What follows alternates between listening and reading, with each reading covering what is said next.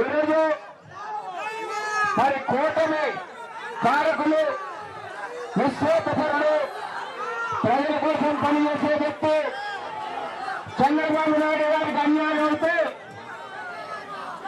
ఆయనకు చేయూతొచ్చి అన్యాయాన్ని వ్యతిరేకించిన వ్యక్తి మన జనసేన రాష్ట్ర పార్టీ అధ్యక్షులు పవన్ కళ్యాణ్ గారు మాట్లాడతారు.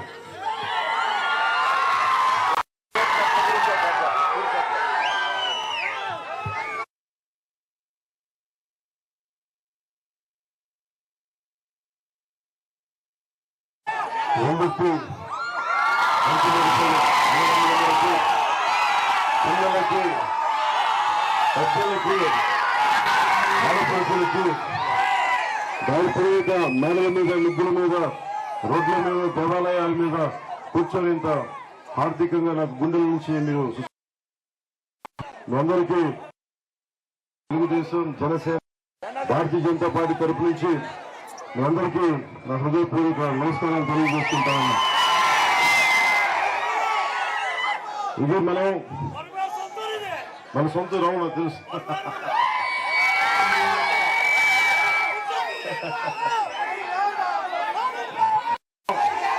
రాష్ట్రాన్ని నిలబడాలి, వెనక్కి వెళ్ళిపోకూడదు.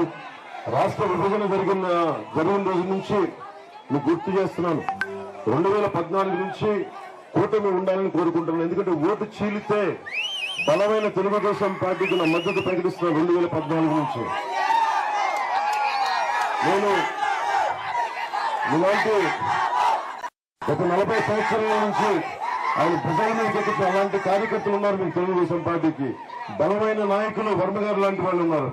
ఏ నాయకులు మీ అధినాయకుల్ని చంద్రబాబు గారిని జైల్లో పెడితే నాకు ఒకటే అనిపించింది. 14 సంవత్సరాలు ముఖ్యమంత్రిగా ఉన్న వ్యక్తి, ఒక కొత్త సిటీకి రూపకల్పన చేసిన వ్యక్తి, నిలబడ్డ వ్యక్తి. ప్రతి వ్యక్తితో విభేదాలు ఉండొచ్చు, ఏ నాయకులతో అయినా సరే. కానీ అన్యాయంగా అకారణంగా జైల్లో పెట్టించి, ఆ ఏ జైలు అయితే ఆయన కట్టించాడో ఆ జైల్లో ఆయన పెట్టించిన దుర్మార్గుడు వైఎస్ జగన్. నేను ఒకటే లోపలికి పోయి ఒకటే అడిగా, ఎలా ఉన్నారు సార్ అంటే ఆయన ఏం మాట్లాడాల. ఇది తప్పదు కదండి, మనకి రాజకీయ ప్రాసెస్ మనం తప్పులు చేయలేదు, నాకు ఆ భయం లేదు. కానీ అలాంటి ఆయన్ని పాప 53 రోజులు పెట్టారు ఆ కారణంగా. ఇది ఆయనేమో తప్పు చేయని ఆయన్ని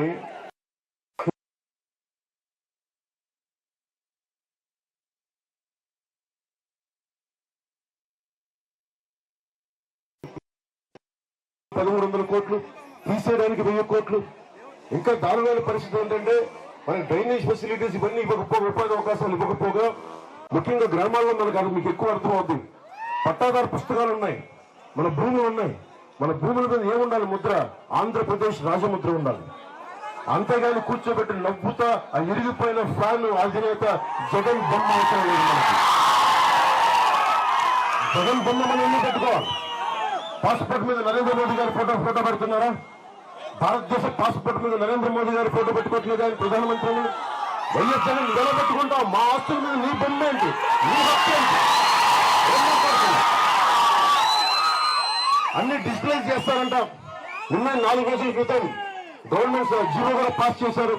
మన ఆస్తుల మీద మన ఆస్తులు పేపర్లు ఉండవంట, స్టాంప్ పేపర్లు ఉండవంట. రేపు పొద్దున మన బిడ్డలకి ఆడపడుచు లాంఛనాల కింద ఏమిస్తాం? కట్నం కింద ఏమిస్తాం? మనం కూర్చొని మనం పేపర్లు ఇస్తాం. పలానా చోట భూమి ఉంది, 1.5 ఎకరం మాగాని ఇస్తున్నాం, ఇది మట్టి ప్రాంతం ఇక్కడ ఉంది.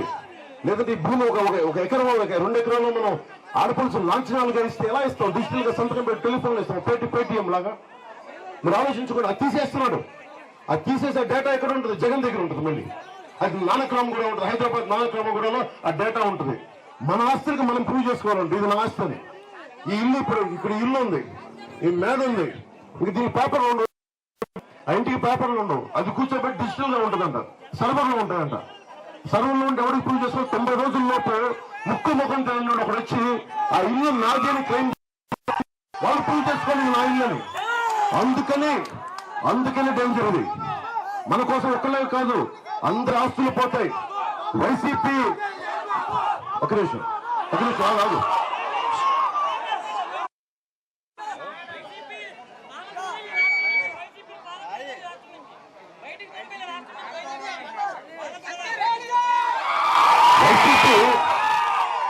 వైసీపీ మద్దతుదారులు చెప్తున్నా, మీరు ఎలా ఉందంటే జగన్ పరిస్థితి, మీకు అభివృద్ధి చేస్తాను.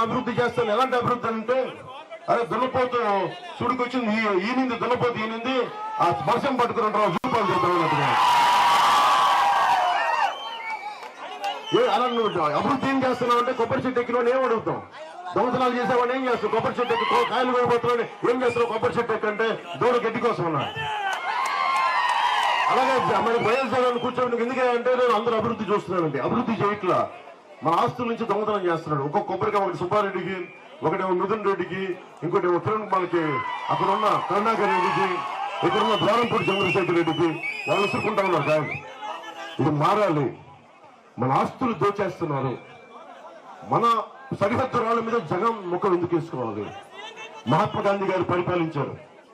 అంబేద్కర్ గారు లాంటి రాజ్యాంగ నిర్మాత మనకి బలమైన రాజ్యాంగం ఇచ్చిన వ్యక్తి, ఆయన ఎప్పుడు చెప్పలేదే ఇది? రేపొద్దున మామూలు భూములకే దిక్కు లేదంటే ఇంకా పట్టా భూములకి ఏం దిక్కుంటుంది, ఎస్ఐన్ భూములకి ఏం దిక్కుంటుంది? వాళ్ళు ఇష్టం వచ్చినట్టు రాసుకుంటారు. ఎవరికి ఏ భూములు కావాలో, మీరు కష్టపడ్డ భూములు, మీ తాతల నుంచి వచ్చిన భూములు వాళ్ళు రాసేసుకొని వెళ్ళిపోతారు. అవి వెళ్ళి నానక్రమగూడలోని హైదరాబాద్ నానక్రమగూడ సర్వర్లు పెట్టుకుంటారు. జాగ్రత్త. అందుకని ఇది మటుకు మీరు చాలా చాలా ఆలోచించి కొట్టేయండి. ఇతను దుష్ట పరిపాలన, మీకు అభివృద్ధి ఉండదు ఇక్కడ. అభివృద్ధి మీరు చూడండి, మనకి మద్యపాన నిషేధాన్ని ఇస్తానని చెప్పిన వ్యక్తి ఎక్కడ 60 రూపాయలు, ఎక్కడ 200 రూపాయలు, ఇది ఎక్కడ 41 కేట్ల రోడ్ 40,000 కోట్ల పైగా డబ్బులు దోచేశారు. ఇక్కడ మన పురుషోత్తం పట్టడానికి ఏమో డబ్బులు లేవు, డ్రైనేజ్ కట్టాలంటే ఇయ్యాలంటే డబ్బులు రావు, రోడ్లు కనెక్ట్ చేయాలంటే డబ్బులు లేవు. మరి ఎవరి దగ్గరికి వెళ్తున్నాయి డబ్బులంతా? ఈ డబ్బులంతా మిథున్ రెడ్డి దగ్గరికి వెళ్తున్నాయి, జగన్ రెడ్డి దగ్గరికి వెళ్తున్నాయి, వైవి సుబ్బారెడ్డి దగ్గరికి వెళ్తున్నాయి.